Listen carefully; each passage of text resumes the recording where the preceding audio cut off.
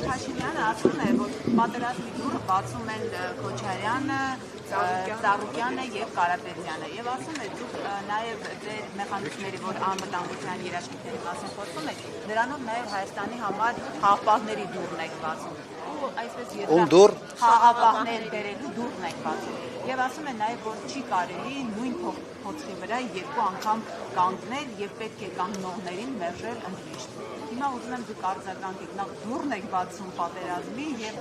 երբ որ խոսում եք Բայց ես ամբիոնից բավական մանրամասնորեն անդրադարձ ունեցել եմ այդ հարցին։ Ընդհանրապես մարդ, ով երկրի գլխին 3 պատերազմ է բերել, իրավունք ունի խաղաղություն բառը օգտագործել։ Այդ մարդը չի հասկանում ինչ է խաղաղություն, ոչ չի հասկանում։ Իր համար խաղաղությունը դա Իլհամ Ալիևի բարի վերաբերմունքն է իր նկատմամբ։ Բայց դա իր համար համապարփակ, այսպես ասենք, խաղաղությունն է։ Հայաստանի Հանրապետության համար լրիվ ուրիշ է պետք։ Երաշխավորված արժանապատիվ խաղաղություն եւ մենք դա ի վիճակի ենք ապահովել։ Սրանով ավարտենք։ Նախընտրական շրջանում ուղղակի երկու մասի է բաժանել ուժերին, այդ բաժանումը ապահովությունը։ Նախընտրական շրջանը միշտ բաժանում է 2-3, չգիտեմ։ Բերողները եւ պատերազմ բերողների եւ խաղաղությունը միայն ինքն է բերում, ասի է։ Եվ ինքը դա ասում է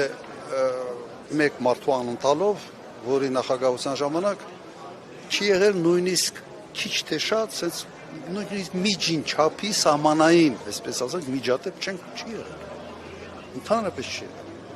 Եթե հիշում եք, նաև այն ժամանակ Ադրբեջանից պաշտոնյաներ էին գալիս Հայաստան տարբեր պատվիրակությունների կազմում, եւ մենք շոու չէինք սարքել։ Հիմա այդ հավի պատմությունը ես պատմեցի, հիմա լրիվ նույն պատկերն է բոլոր ուղղություններով։